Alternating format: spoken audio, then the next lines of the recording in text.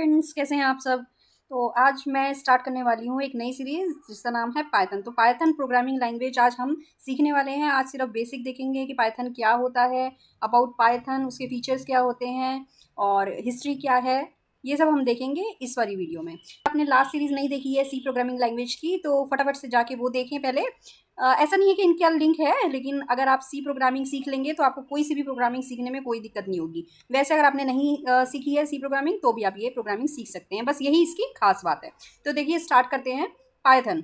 तो the Python programming language is a high level object oriented interpreted language with dynamic semantics.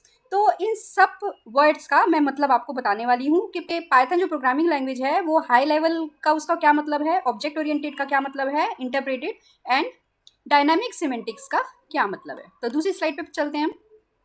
तो यहाँ पे आ जाता है फर्स्ट इंटरप्रेटेड। तो इंटरप्रेटेड का मतलब क्या होता है, देखिए एक होता है कंपाइलर और एक होता है इंटरप्रेटर, ठीक है। तो ये वाली लैंग्वेज जो है हमारी वो है इंटरप्रेटेड लैंग्वेज। इसका मतलब क्या होता है, दोनों का मतलब मैं आपको बताती हूँ। कंपाइलर का मतलब क्या होता है, इंटरप्रेटर का मतलब क्या होता है। तो पहले इसको पढ़ लेते हैं जो मैंने लिखा है। Last two a compiler that reads the entire program and display any errors before running it. An interpreter reads the program code line by line. तो क्या होता है, जो इंटरप्रेटर होता है वो प्रोग्राम की एक लाइन रीड करता है। अगर कोई उसमें एरर होता है तो वो एरर शो कर देता है, और अगर एरर नहीं होता तो उस लाइन का रिजल्ट, आउटपुट वो शो कर देता है टर्मिनल पर।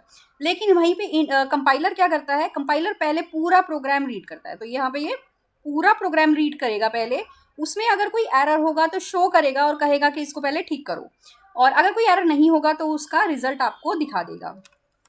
तो इस तरीके से ये दोनों काम करते हैं। The interpreter reads a line, read करता है लाइन को, रन इट, रन करता है और डिस्प्ले कर देता है इसका result if there are no errors, और displace an error if any. अगर कोई एरर है तो वो एरर दिखा देगा, और नहीं है तो उस लाइन को उसका लाइन का आउटपुट आपको शो कर देगा।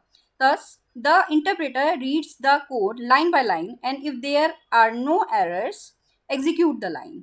Whereas the compiler reads the entire program at once and run it. अगर कोई एरर नहीं है तो मतलब यही है, मैंने आपको पूरा बता दिया है कि इंटरप्रेटर क्या करता है और कंपाइलर क्या करता है। तो हमारी जो सी लैंग्वेज है, जावा है, ये सब क्या है, ये कंपाइलर बेस्ड लैंग्वेजेस हैं। लेकिन पाइथन क्या है, वो इंटरप्रेटेड लैंग्वेज है। तो इसका मतलब आई थिंक आपको समझ में आ गया है। सेकेंड स्लाइड पे चलते हैं।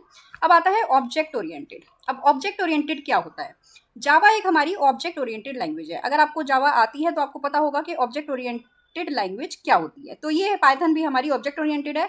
ऐसा ही नहीं है कि ऑब्जेक्ट ओरिएंटेड ही रहेगी, ये स्ट्रक्चर बेस प्रोग्रामिंग भी कर सकती है। तो यहाँ पे देखते हैं क्या लिखा है। By efficient organising and managing code using ideas like objects, classes, inheritance and methods, these languages increases the usability, flexibility and readability of program. तो इसमें क्या है, इस टाइप के कंसेप्ट्स को यूज़ किया जाता है। जो ऑब्जेक्ट ओरिएंटेड टाइप की लैंग्वेज होती है उसमें ऑब्जेक्ट्स यूज़ किए जाते हैं। अब ये होते क्या है ये तो हम बाद में ही सीखेंगे। अगर आपको जावा आपने करी हुई है तो आपको पहले से पता होगा। तो ऑब्जेक्ट्स यूज़ किए जाते हैं, क्लासेस यूज़ की जाती हैं, इनहेरिटेंस, मेथड, ये सब यूज़ किए जाते हैं इस टाइप की लैंग्वेज में। ये बेसिकली क्या होता है, ये रीडेबिलिटी बढ़ा देते हैं, फ्लेक्सिबिलिटी बढ़ा देते हैं प्रोग्राम की, मैनेज हो जाता है इनसे सारी चीज़ें। तो एक कह सकते हैं मैनेज टाइप की होगी। जैसे हमारा अलमीरा होती है, कबर्ड्स होते हैं, तो क्या है उसमें बॉक्सेस हैं, कुछ जगह पे हम कोई टाइज रखते हैं, कुछ जगह पे शर्ट्स रखते हैं, कहीं पे पैंट्स रखते हैं, कहीं पे छोटा बॉक्स होता है तो वहाँ पे सॉक्सेस एंड और अंडरगारमेंट्स रखते हैं, ये सब चीज़ें रखते हैं। तो इसी तरीके से आप समझ सकते हैं कि ये एक ऑर्गेनाइज्ड टाइप की लैंग्वेज है। इन सब वर्ड्स का मतलब हम बाद में सीखेंगे। तो द ओपी पैराडिग्म मतलब कि object oriented programming paradigm which organises program around objects that holds data. तो जो प्रोग्राम किसके अराउंड बनाती है, ऑब्जेक्ट्स के अराउंड, और ऑब्जेक्ट्स क्या करते हैं, डेटा को होल्ड करते हैं। And code to modify that data is supported by this programming language, ठीक है। तो आते हैं ऑब्जेक्ट ओरिएंटेड, हमने देख लिया क्या होता है। फोर्थ पे आते हैं हाई लेवल लैंग्वेज। अब हाई लेवल लैंग्वेज किसे कहते हैं, लो लेवल लैंग्वेज किसे कहते हैं, ये भी आपको पता होना बहुत ज़रूरी है। तो हाई लेवल लैंग्वेजेस वो होती हैं, मैं आपको एक शॉर्ट में बता देती हूँ, जो लैंग्वेजेस के कोड्स हम पढ़ें और हमें समझ में आ जाए। मतलब कि हम पढ़ें, या फिर कह सकते हैं वो यूज़र पढ़े जो प्रोग्रामर नहीं है, वो पढ़े और उसको समझ में आ जाए। लो लेवल लैंग्वेजेस वो होती हैं जिनका कोड एक नॉर्मल बंदा जिसको कोडिंग नहीं आती है वो पढ़ेगा तो उसको कुछ समझ में नहीं आएगा। तो वो क्या होती है, मशीन कोड के तरफ ज़्यादा होती हैं। और ये हाई लेवल लैंग्वेजेस किस तरफ ज़्यादा होती हैं? ह्यूमन लैंग्वेज की तरफ ज़्यादा होती हैं। तो ह्यूमन लैंग्वेज जैसा ये ज़्यादा अंडरस्टैंडेबल होती हैं। An understandable programming language that is more like human language than machine language. अब मशीन लैंग्वेजेस होती हैं 0-1 में, ठीक है, 0-1 में कोडेड होती हैं वो। तो Python is similar to the easily comprehended and readable English language. तो जैसे कि हम इंग्लिश पढ़ रहे हैं अभी, इस टाइप से हमें सब कुछ समझ में आ रहा है, तो पाइथन की कोडिंग भी उसी टाइप की होती है। आप पढ़ेंगे तो सब कुछ आपको समझ में आएगा। प्रिंट, और ये एग्जाम्पल दिया हुआ है प्रिंट, और ब्रैकेट में हमने डबल कोट्स में लिख दिया है हेलो वर्ल्ड। तो डबल कोट्स में या सिंगल कोट्स में हम जो भी लिखते हैं वो एज इट इज़ प्रिंट हो जाता है स्ट्रिंग के तरीके से। स्ट्रिंग आपको पता ही होगी, ठीक है। स्ट्रिंग क्या होता है? Collection of characters. तो इससे हमें साफ पता लग रहा है कि कोड हमारा क्या बोल रहा है? प्रिंट करने को बोल रहा है हेलो वर्ल्ड, ठीक है। अब ये तीनों हमने देख लिए क्या क्या होते हैं, इंटरप्रेटेड क्या होती है, ऑब्जेक्ट ओरिएंटेड क्या होता है, और हाई लेवल लैंग्वेज क्या होती है। अब आते हैं हम नेक्स्ट अपने कीवर्ड पर, that is dynamic semantics. Dynamic semantics क्या होता है?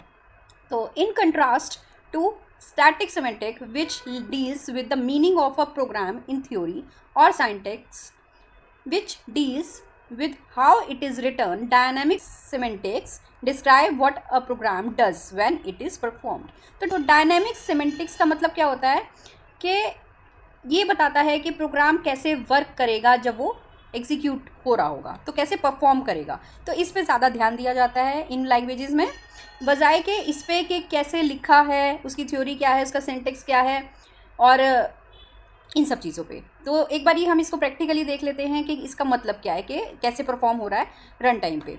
एक एग्जांपल लेते हैं, इसमें लिखा है int x is equal to 10, तो x में हमने 10 डाल दिया।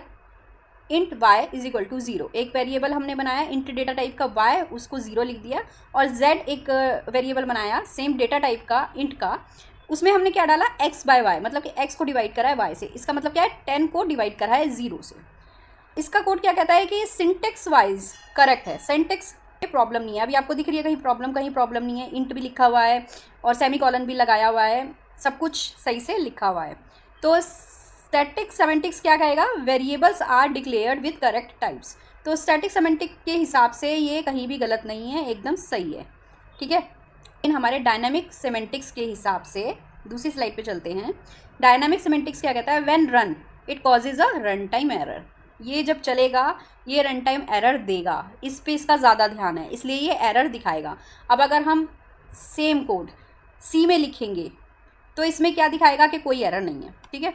अब अगर हम सेम कोड पाइथन में लिखेंगे तो ये एरर शो करेगा। क्यों? उसने रन टाइम पे उसके क्योंकि एरर आने वाली है, क्योंकि डिवाइड हो रहा है 0 से, तो ये गलत है इसके हिसाब से। तो इस तरीके से डायनामिक सेमेंटिक्स काम करते हैं। This is part of dynamic semantics. Dynamic semantics क्या कहता है? What the program does when it run. तो ये क्या करेगा जब प्रोग्राम रन करेगा, तो ये डायनेमिक सिमेंटिक्स कहता है। It defines how the meaning of code unfold during execution. तो इसका ध्यान सारा वहीं पर है कि एग्जीक्यूशन के दौरान ये किस तरीके से काम करेगा। Helps in formalising and understanding run time behaviour. तो ये सारा रन टाइम का खेल है यहाँ पे कोई भी ऐसा नहीं है, कुछ भी ऐसा नहीं होगा कि ये देखेगा कि रिटर्न कैसे हुआ है, भाई रिटर्न सही हुआ है तो सही है प्रोग्राम, नहीं। ये रन टाइम पे कैसे बिहेव करेगा उससे ये डिसाइड करेगा कि ये प्रोग्राम सही लिखा गया है या नहीं लिखा गया है। तो डायनामिक सिमेंटिक्स ये कहता है।